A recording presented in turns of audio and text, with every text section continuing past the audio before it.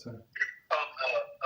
As far as like when the men go to the synagogue and do the prayers, we have to rise for the Amidah and a couple of other ones. Do the women, and for the rest, like the other prayers, we saying sitting down. The women do the same as well.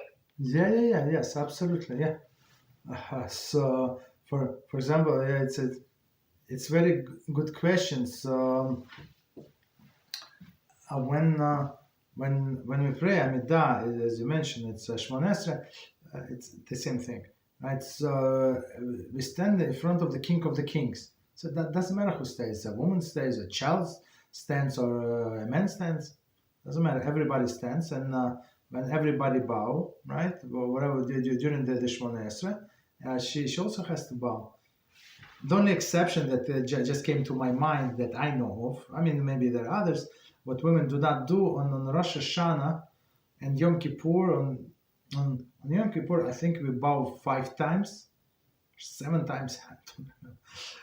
So we bow like all the way. We get on our knees and touch with our face to the ground. So of course women don't do that, and of course one of the explanations are because of the modesty. Women should not go like on her floor to the floor, right? But men do. But otherwise women do exactly like all of them, like physical sign of respect, or like as men. So if they taking the Torah out, right, from the Aron Kodesh, so women must stand also as a man.